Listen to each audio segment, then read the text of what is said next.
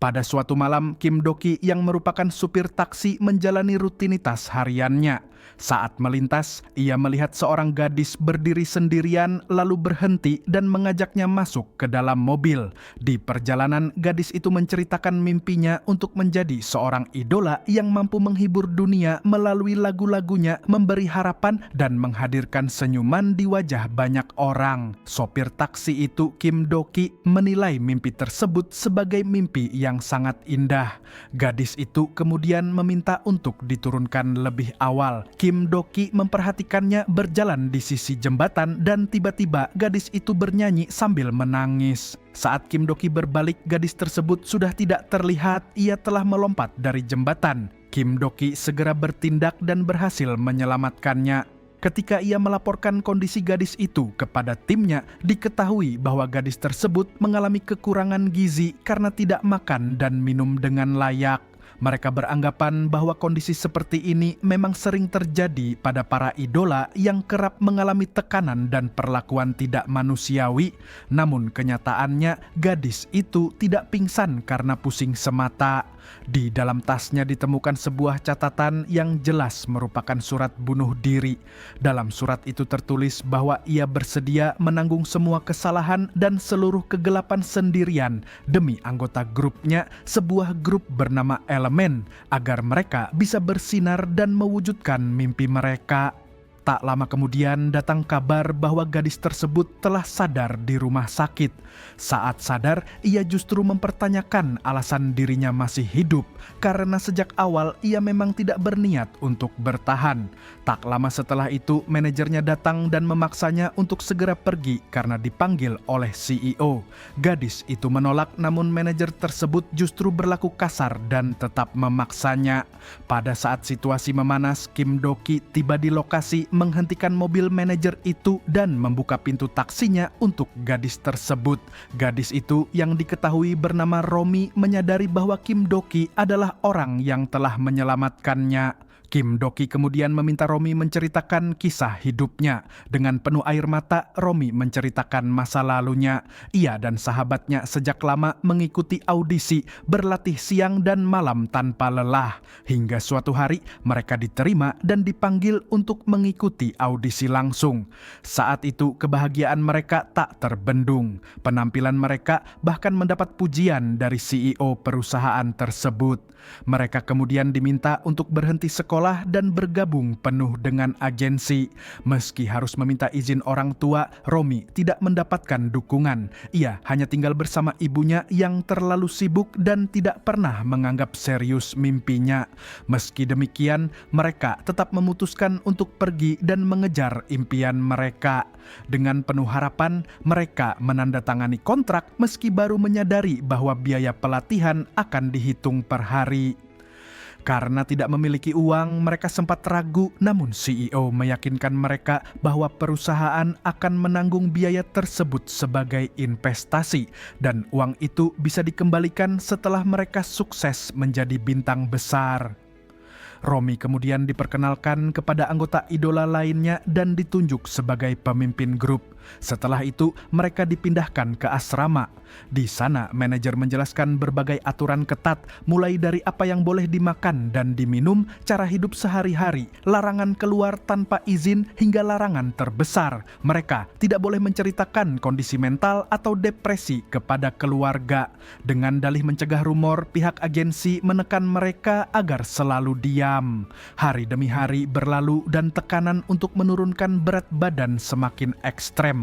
Mereka dipaksa menahan lapar hingga mengalami kekurangan gizi. Kondisi fisik mereka memburuk, namun mereka tidak memiliki tempat untuk mengadu. Meski demikian, akhirnya hari debut semakin dekat. Mereka dikumpulkan dan diperlihatkan video debut serta perkenalan resmi mereka. Kebahagiaan kembali menyelimuti mereka karena mimpi yang selama ini dikejar terasa begitu dekat. Namun, di tengah perayaan kecil tersebut, manajer datang dan membawa Romi pergi dengan alasan CEO ingin memeriksa vokalnya. Ia diberi minuman dan tak lama setelah itu kesadarannya menghilang. Romi terbangun di sebuah tempat asing dalam keadaan sendirian. Begitu sadar, ia langsung diliputi kepanikan. Ia menoleh ke segala arah mencoba memahami situasi lalu memilih melarikan diri dari tempat tersebut. Saat kejadian itu dilaporkan kepada pihak CEO, justru Romi yang dimarahi. Manajernya segera melepaskan tanggung jawab dengan alasan bahwa ia hanya menjalankan perintah untuk mengantarnya. Beberapa hari kemudian, sebuah video bermasalah muncul dan dikirim oleh seseorang. Akibatnya, CEO Kang kembali memanggil Romi dan menekankan bahwa Romi harus bertanggung jawab atas situasi tersebut. Ia diingatkan bahwa dirinya bukan satu-satunya yang akan debut karena seluruh anggota tim juga mempertaruhkan masa depan mereka. Apapun yang terjadi, Romi harus menyelesaikan masalah itu sendiri. Manajer kembali mendekati Romi dengan sikap manipulatif. Ia berusaha meyakinkan bahwa Romi bukan gadis seperti yang dituduhkan. Namun, pihak yang mengirim video itu mengajukan syarat agar Romi mau berpacaran selama 1 tahun demi mencegah penyebaran video tersebut. Tekanan terus diarahkan kepada Romi dengan dalih menyelamatkan anggota grup dan mimpi yang telah mereka perjuangkan selama bertahun-tahun.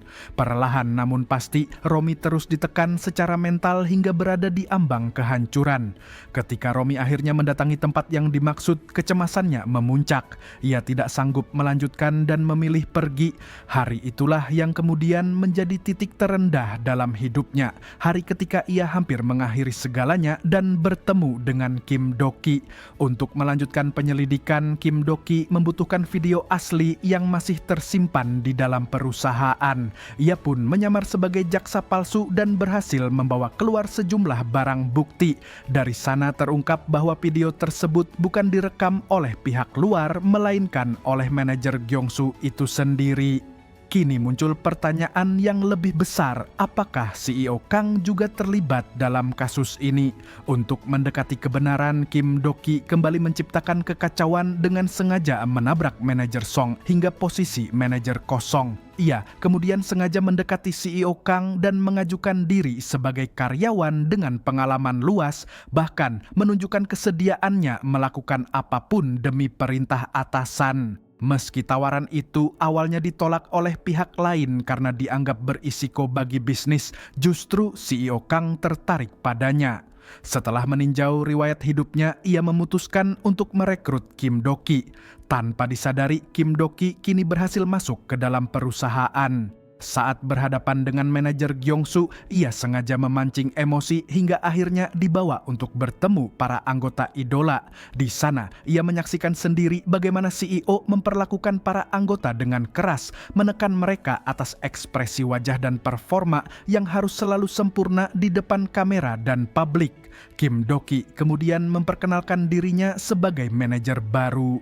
Salah satu anggota sahabat Romi menanyakan keberadaan Romi kepada CEO. Namun, CEO berpura-pura tidak mengetahui apapun dan menyuruh mereka mencari sendiri jika ingin tahu alasan kepergiannya. Memanfaatkan kesempatan, Kim Do-ki berhasil menyalin seluruh data penting dari laptop CEO. Namun setelah keluar, Go-eun mengabarkan bahwa data tersebut belum cukup membuktikan keterlibatan langsung CEO. Tak lama kemudian, CEO Kang menghubungi Kim Do-ki dan menegurnya karena bersikap terlalu ramah kepada para idola. Ia menegaskan bahwa Kim Do-ki harus bersikap lebih keras agar tetap dihormati. Bahkan, ia mengungkapkan bahwa di dalam mobil terdapat sebuah pena yang dipasangi alat penyadap, sehingga setiap percakapan Kim Do-ki dapat didengar. Sejak saat itu, Kim Do-ki tidak lagi bisa berbicara dengan bebas.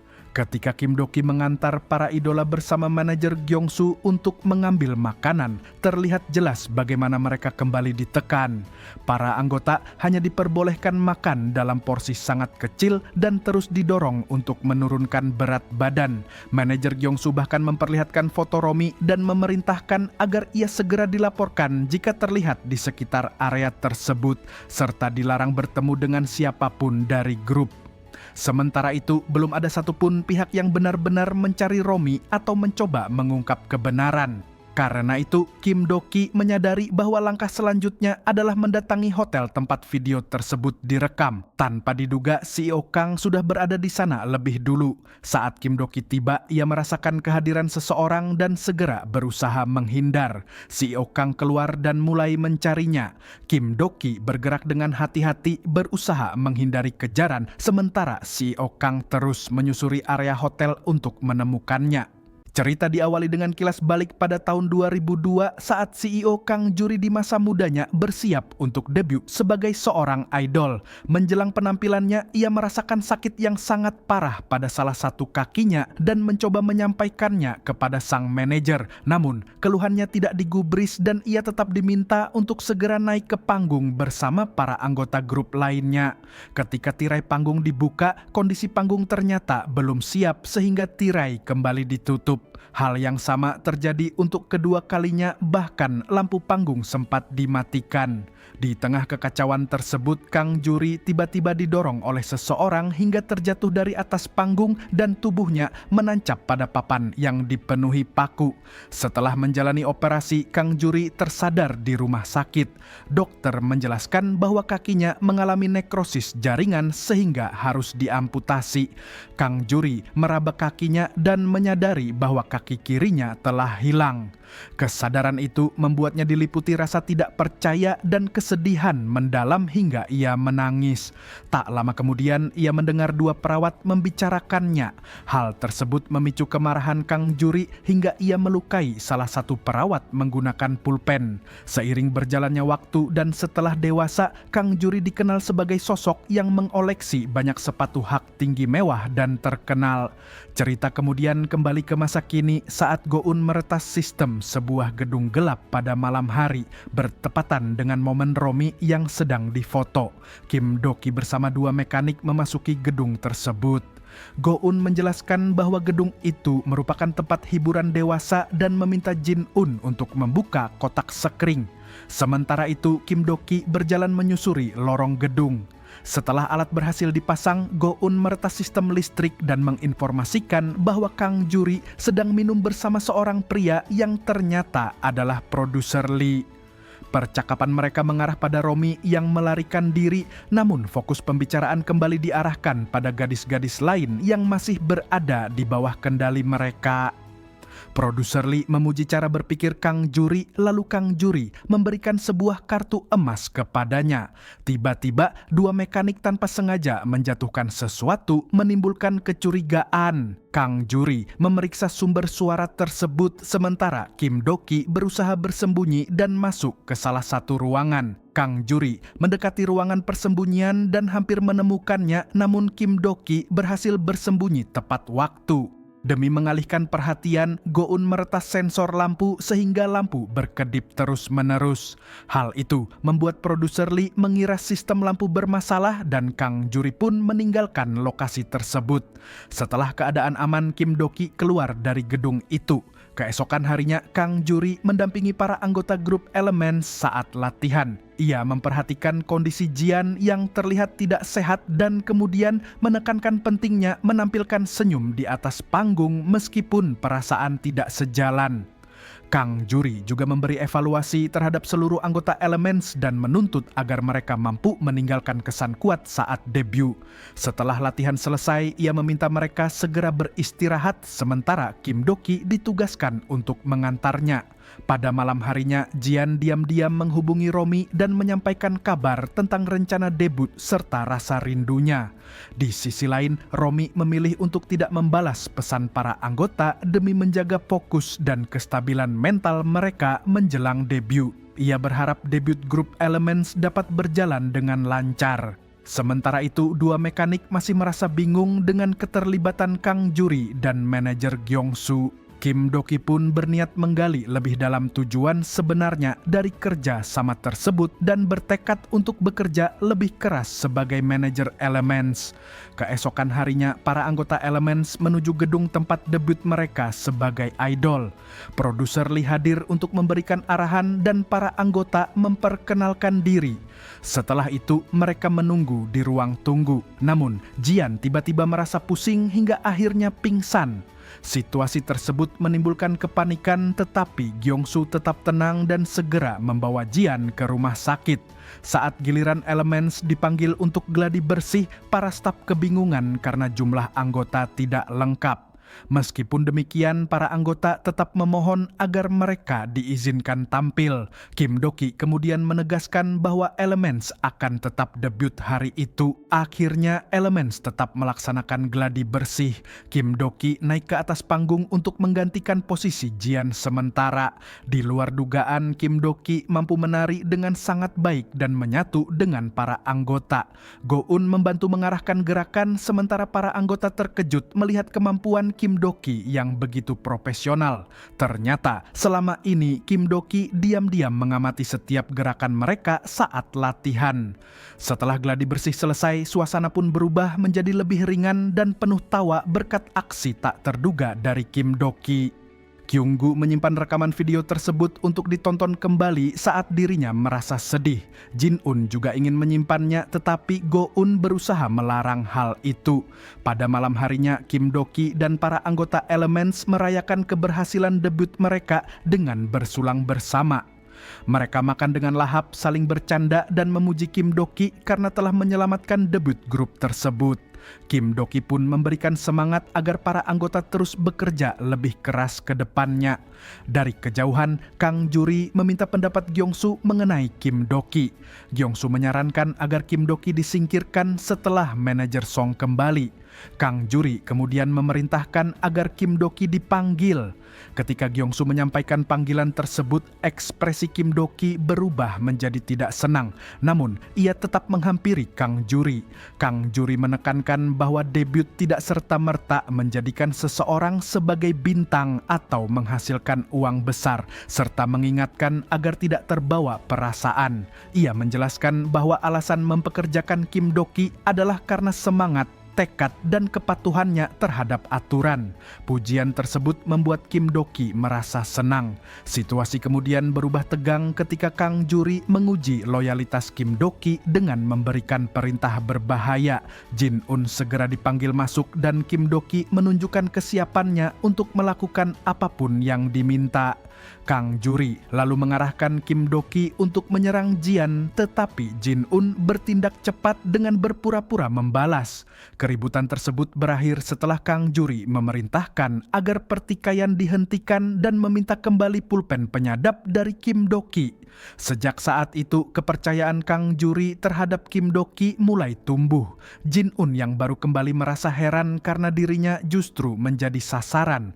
Kyunggu berusaha menenangkannya dan meminta agar ia berpikir lebih jernih. Sementara Go-eun menambahkan bahwa perkataan Kyunggu ada benarnya. Kemudian Kim Doki mengantarkan sebuah dompet kepada Kang Juri. Tak lama setelah itu, seseorang datang membawa beberapa sepatu hak tinggi. Kang Juri memilih sepasang sepatu berwarna ungu. Kim Doki sempat mengira sepatu tersebut akan diberikan kepada para anggota Elements, tetapi ternyata Kang Juri membelinya untuk dirinya sendiri. Ia kemudian mengungkapkan kekesalannya karena sejak kecelakaan yang dialaminya, banyak orang memandangnya dengan rasa kasihan. Di sisi lain, para anggota Elements mengetahui bahwa debut mereka akan segera ditayangkan di stasiun televisi. Kabar tersebut membuat mereka sangat bahagia. Kang Juri menyatakan bahwa semuanya harus diselesaikan dengan dimulai dari Sojung. Mereka kemudian pergi ke sebuah klub hiburan dewasa. Di sana, seorang perempuan bernama Hana menyambut Kang Juri dan memberitahukan bahwa para tamu VIP telah menunggu di dalam ruangan.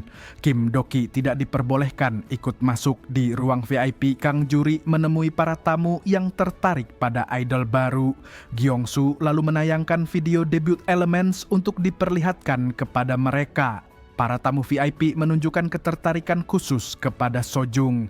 Terungkap bahwa Kang Juri berniat mempertemukan para anggota Elements dengan tamu-tamu tersebut sebagai bagian dari hiburan berbayar, bahkan telah merencanakan pertemuan lanjutan pada akhir pekan. Sementara itu, produser Lee baru tiba di lokasi dan bertemu dengan Kim Do-ki. Ia memuji penampilan Kim Do-ki saat tampil bersama Elements. Kang Juri kemudian menghampiri mereka dan mengambil tas yang dibawa Kim Do-ki yang ternyata berisi uang dalam jumlah besar dan diserahkan kepada produser Lee. Dari luar ruangan, Kim Do-ki mendengar percakapan tersebut dan merasa sangat marah. Go-eun juga diliputi amarah setelah menyadari bahwa latihan para anggota bukan semata-mata untuk debut, melainkan untuk menghibur para tamu VIP. Ia melihat bagaimana keputusasaan para anggota dimanfaatkan demi kepentingan tertentu. Karena itu, Go-eun mulai menyiapkan rencana balas dendam dengan menciptakan sebuah agensi palsu bernama Yellow Star. Kim Do-ki kemudian menyerahkan rekaman suara percakapan Kang Juri dan produser Lee kepada Romi, disertai sebuah surat berisi kartu balas dendam. Romi mendatangi sebuah tempat permainan dan memasukkan kartu tersebut. Ia dihadapkan pada pilihan untuk melanjutkan atau membatalkan balas dendam.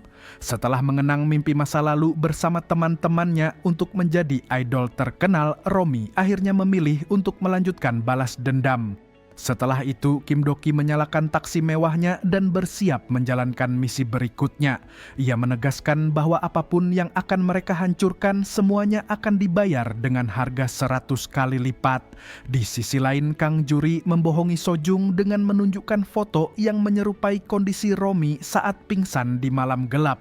Sojung mengaku tidak mengingat kejadian tersebut. Kang Juri terus menekan dan menyalahkannya dengan alasan perbuatannya berdampak pada para anggota lain.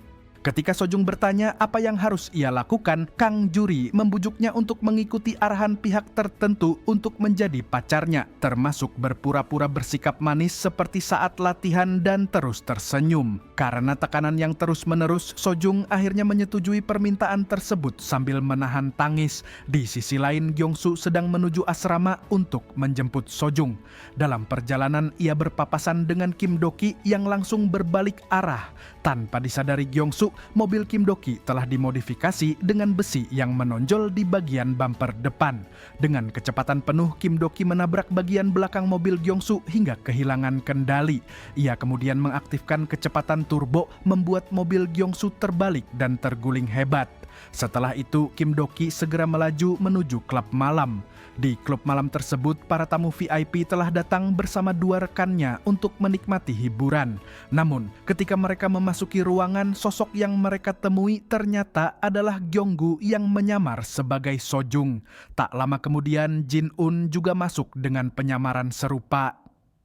Ketika para tamu VIP berniat keluar, Kim Do-ki tiba-tiba menyerang hingga mereka terjatuh lalu memukul salah satu dari mereka menggunakan botol bir. Dua mekanik segera meminta Kim Do-ki pergi karena siaran langsung akan segera dimulai. Sementara itu, produser sedang mempersiapkan jalannya siaran langsung. Ia terkejut ketika mendengar suara Go-eun yang tiba-tiba muncul dalam siaran. Begitu siaran dimulai, Go-eun langsung memutar rekaman percakapan antara Kang Juri dan para tamu VIP. Produser berusaha menurunkan volume siaran, tetapi usahanya gagal. Dalam keadaan marah, ia bergegas menuju ruang kelistrikan. Namun saat mencoba mencabut kabel, lampu panggung justru jatuh dan menimpanya hingga ia tewas di tempat.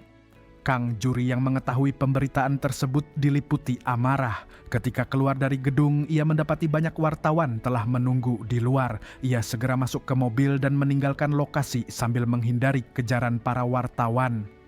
Setibanya di apartemen, Kang Juri kembali melihat berita tentang dirinya di televisi. Ia lalu mengambil beberapa sepatu hak tinggi serta dokumen penting dari brankasnya. Namun, saat keluar dari lift, ia kembali dihadang oleh wartawan. Kang Juri masuk kembali ke dalam lift dan mencoba menghubungi Gyeongsu, tetapi tidak mendapat jawaban. Ketika keluar di lantai lain, para wartawan ternyata juga sudah berada di sana. Dalam keadaan terdesak, Kang Juri naik ke atap gedung dan menghubungi Kim Do-ki. Tanpa diduga, Kim Do-ki sudah berada di lokasi dan menunggunya. Banyak drone kemudian berterbangan mengarah ke Kang Juri. Trauma masa lalu kembali menghantuinya hingga ia berjalan mundur perlahan dan terjatuh. Kim Do-ki sempat berhasil meraih tas Kang Juri dan berusaha menariknya ke atas. Namun, tas tersebut robek sebagian. Dalam kondisi tersebut, Kang Juri justru melepaskan genggaman tangannya dengan senyum di wajahnya dan terjatuh dari atap gedung. Setelah kejadian itu, Kim Doki mengantar Romi kembali ke asrama tempat para anggota Elements berada. Ia menyemangati Romi untuk menjalankan perannya sebagai pemimpin grup. Romi pun menyampaikan rasa terima kasihnya. Setibanya di depan pintu kamar, Romi langsung masuk dan disambut oleh Jian serta anggota lainnya. Mereka terkejut sekaligus bahagia lalu saling berpelukan karena rasa rindu yang terpendam. Beberapa waktu kemudian, Kim Doki dan rekan-rekannya terlihat sedang makan bersama di sebuah restoran.